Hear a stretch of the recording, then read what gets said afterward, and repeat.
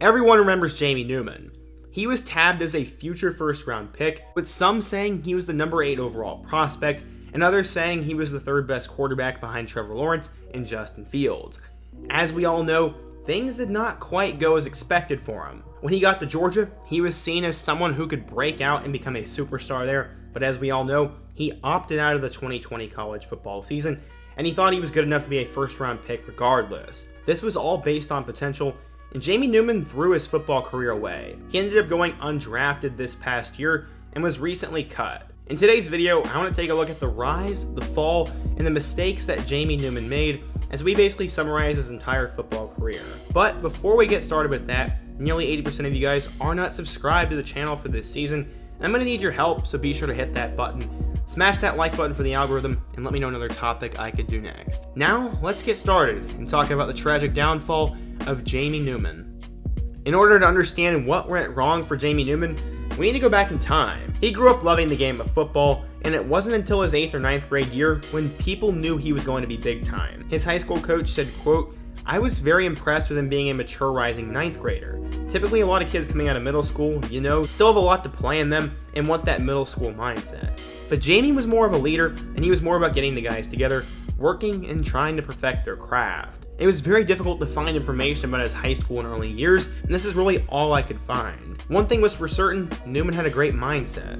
He said, quote, "I think I really didn't get good at it until my junior year, where I realized that no matter what goes on, you have to do your job, and your job as a quarterback is to be a leader, to stay composed, and to never let the other team see your hand. Never let them see you get frustrated, uncomfortable, or anything." Newman had a pretty spectacular high school career in the state of North Carolina. At 6'3", he was a 3-star recruit by pretty much every recruiting service, and he had offers from schools such as Vanderbilt, Duke, West Virginia, NC State, and Boston College.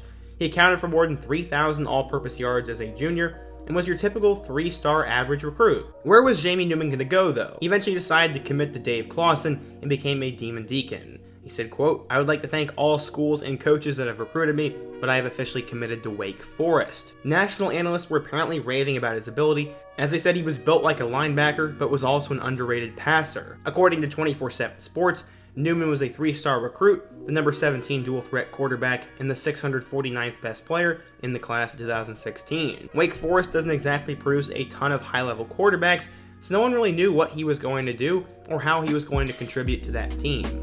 When Newman got to Wake Forest, he originally decided to redshirt. In 2017, as a redshirt freshman, he was the 3rd-string quarterback behind John Wolford, who was an eventual All-ACC player, and Kendall Hinton. He'd see his first college action in a relief role against Presbyterian and had 8 total yards. He played on special teams against Notre Dame, and overall his redshirt freshman year was not about him getting on the field. In 2018, Sam Hartman was the starting quarterback, but against Syracuse, Newman would get a chance to show his skills. Hartman had went down with a broken leg against the Orange, so Newman made his first career start against number 14 NC State. He led them to a come-behind 27-23 win, and he threw for 297 yards and 3 touchdowns. He was the 3rd quarterback in Wake Forest history to throw for 3 touchdown passes in his first career start, and he was given the Manning Award Star of the Week for that. He finished the season on a high note, as Wake Forest would end up going to a bowl game. They beat Memphis 37-34, and Newman threw for 328 yards and combined for 4 touchdowns. Overall, Jamie would finish the 2018 season with 1,083 yards, 9 touchdowns, and 4 more scores on the ground. In his 4 starts, he played spectacular and set the tone for the rest of his career. He was named the starter in 2019, and in his first game against Utah State,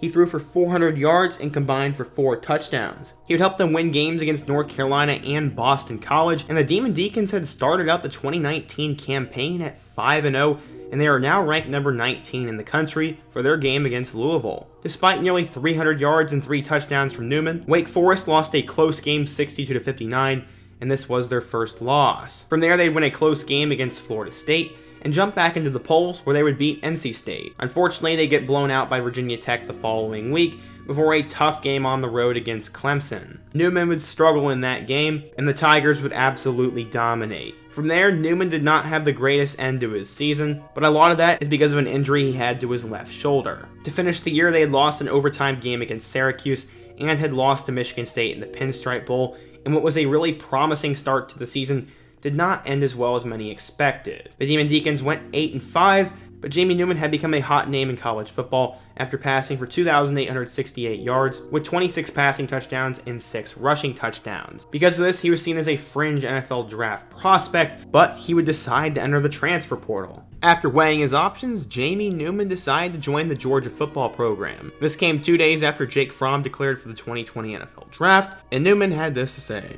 Quote, "I am excited about joining such a great football program under the leadership of Coach Smart and offensive coordinator James Coley.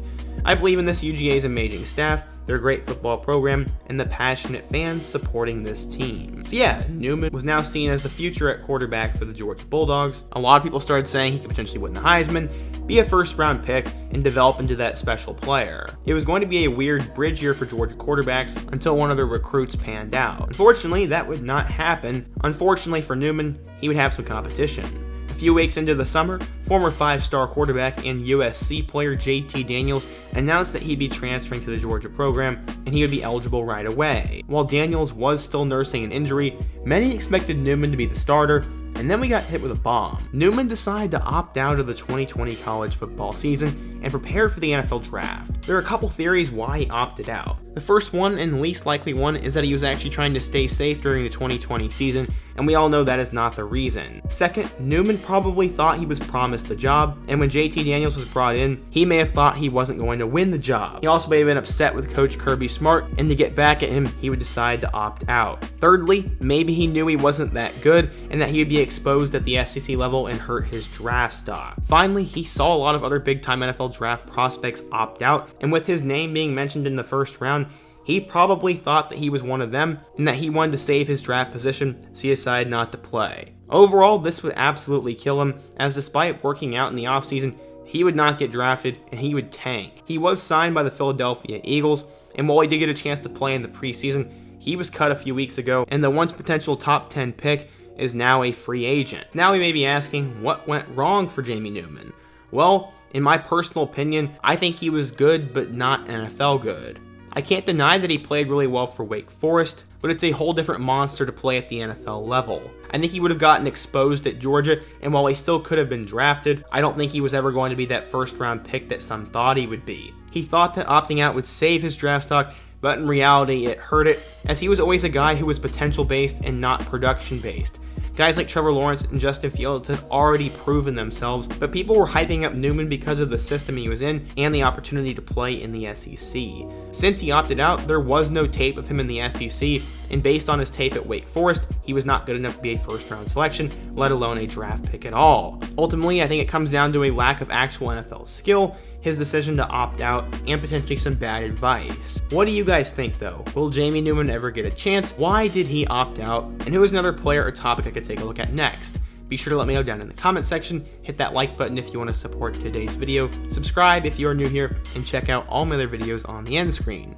I hope to see you guys again soon, but until next time, peace.